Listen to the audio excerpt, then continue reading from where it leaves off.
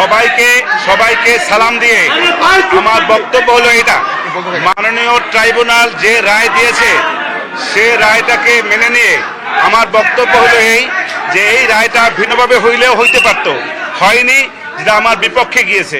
সেজন্য আমি ক্ষুব্ধ, আমি আমার ভিতরে কষ্ট লালন করতেছি। আমি এর বাইরে আমার কিছু বক্তব্য নেই,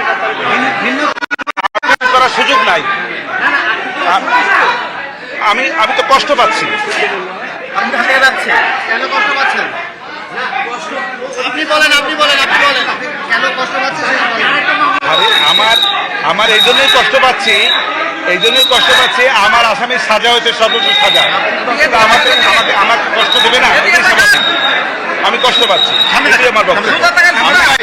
আর আমার পক্ষে এই মামলায় কোনো এপিল করার সুযোগ নাই যতক্ষণ পর্যন্ত না আমার ক্লায়েন্টরা এসে মাননীয় ট্রাইব্যুনালে সারেন্ডার করবেন অথবা তারা কোনোভাবে গ্রেপ্তার হবেন।